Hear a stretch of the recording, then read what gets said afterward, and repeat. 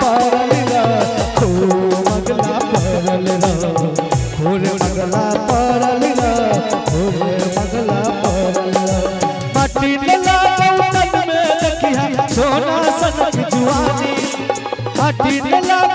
तन में देखिया सोना सनक जुआनी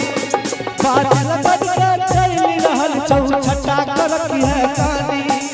बाबा हाथ में हरक लागत तू गरवाला औरल घोर मगला परल मगला परल घोर मगला परल मगला परल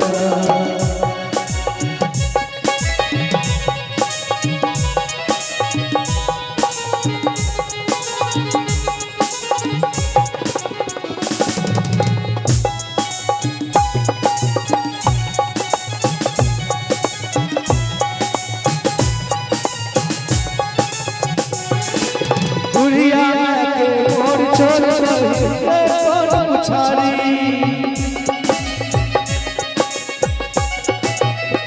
बुढ़िया के मोह छोड़ के गोर पुछारी तारी पीवा तास खेले का बाप कमाई छठबारी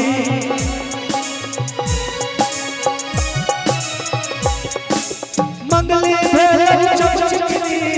मंगली भेल चचकनी करे खवासी करल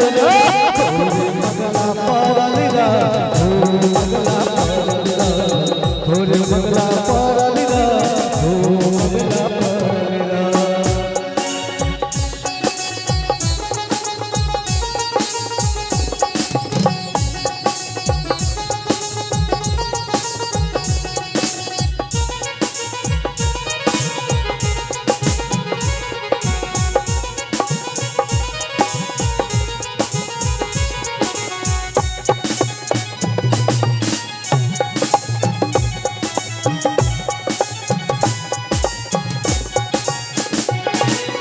आइए भी माछी मारा हमने पास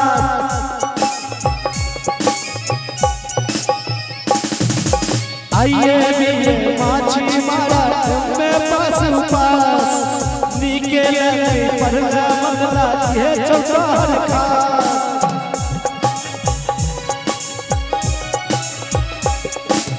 हमने भी माछी मारा हमने पास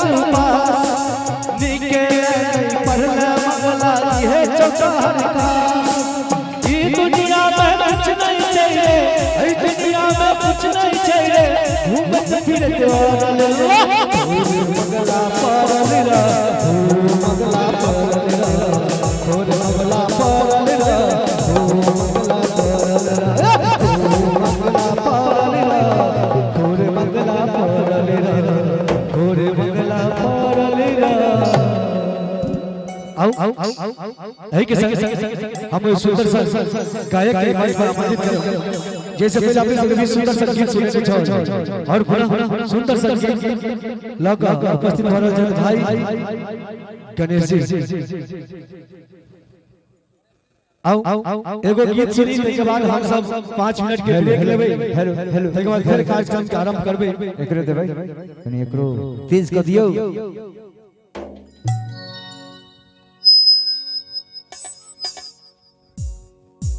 हेलो ठीक ठीक